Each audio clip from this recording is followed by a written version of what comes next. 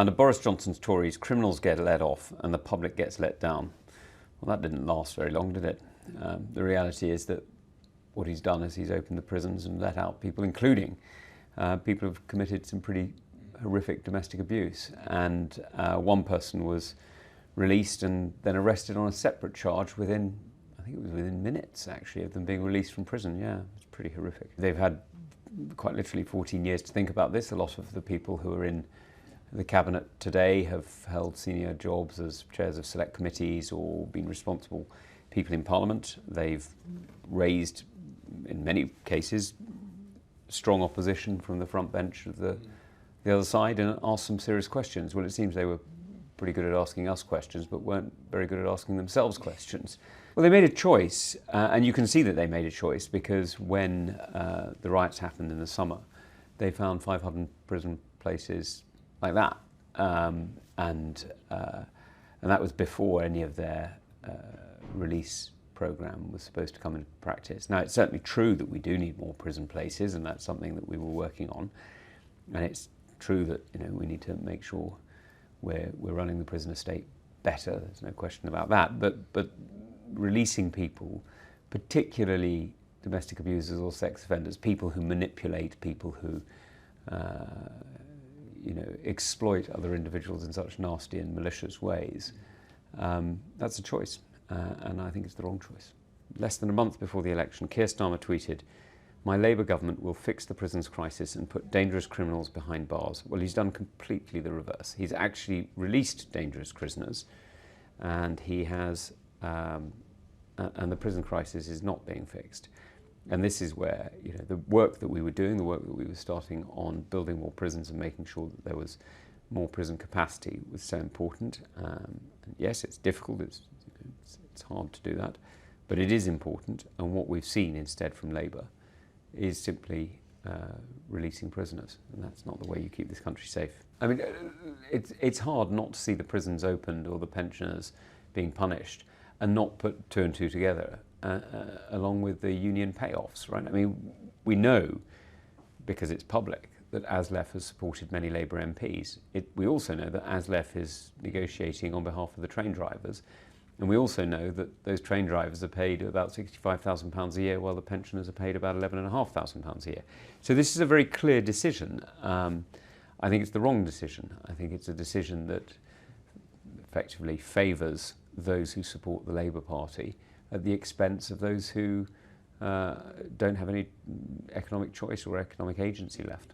Pensioners across the United Kingdom have worked their entire lives on the promise of future support from generations to come.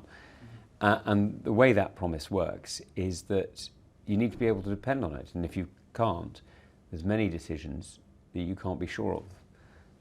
And that's why this is so damaging, because the truth is that we know what happens when pensioners end up in poverty and end up unable to heat homes. Sadly, we see a higher rate of sickness, and we see people becoming very deeply unwell. And this isn't just about pensioners, it's about all of us. I mean, nobody wants their relatives to be left cold and unwell. Nobody wants to see their loved ones made more vulnerable.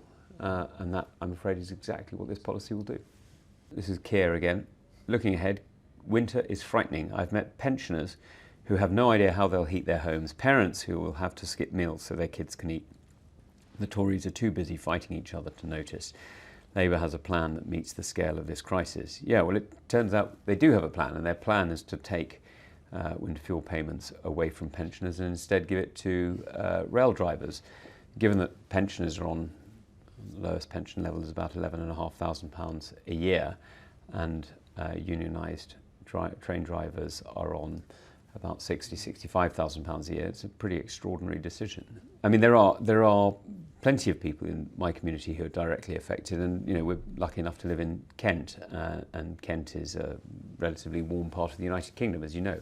But I've also met people across the UK. In the last few weeks and months I've been travelling a lot, and I've met people in Scotland, in the north of England, in the north of Wales, places where it's much colder than it is in Kent, and where they will really feel this, not just for a few days a year, but actually for probably a few months a year. And so the cut in winter fuel payments is really going to have a serious impact. Now, if Rachel Reeves really felt it was necessary to do that, then she could have done it as part of a wider package of reforms as part of the budget. And she could have balanced it with other support in different areas, but she didn't do that. They decided just to take it away. Frankly, it looks spiteful. It's disappointing to see desperate Tories in Crawley as well as Brighton trying to scare pensioners that Labour will remove the fuel allowance. She said that a few years ago, and indeed they did. And Keir Starmer asks, what is the point of a Prime Minister whose promises don't even last a week? Well, his didn't even last 4 weeks. The main one, I've got to be honest, the main one is the pensions one. Not because, there are arguments as to how you do pensions payments. There are always arguments as to how you support people in need. Those are perfectly legitimate to have those arguments. What's not legitimate is to go into an election saying one thing and come out of it saying something completely different, because there'll be plenty of people who chose how to vote depending on the promises that were made beforehand. Now, they may have voted Labour anyway, they may not have voted Labour anyway, but at least they'd have had a choice. Instead, they don't have a choice. They were told one thing and you did something else. That's not fair. What politics is about choices. Politics is about choices, absolutely right about that, and he's decided to support his union paymasters, not British pensioners. That's a choice. So this is a video, is it? He now rule out taking pensioners' winter fuel payments off them. It was this government that just this winter provided double the winter fuel payment to support pensioners. It's Labour's newest tax advisor who thinks pensioners should be taxed more. That's his words, Mr. Speaker. This advisor calls them codgers. He thinks that supporting them is a disgrace. It's Labour who hit pensioners with tax after tax, and they would do it all over again. Rishi's proved right, isn't he? I mean, it's exactly clear what the Labour Party thinks of pensioners. They think they're, when he said he was going to, balance the books on those with the broadest shoulders, it's clear what he means. He means pensioners, doesn't he? I think that's. I have to say, I don't think that's the right answer. It's only hard to keep track of what you said if you're not sure what you think, and it's quite clear that what Keir is not sure about is whose side he's on. He was saying all the right things for a little while, and then he remembered that he's on the side of the union paymasters who make sure that he gets the money into the party. This is the guy who backed Jeremy Corbyn. This is the guy who tried to make one of the most divisive leaders of the opposition ever into Prime Minister, not once but twice.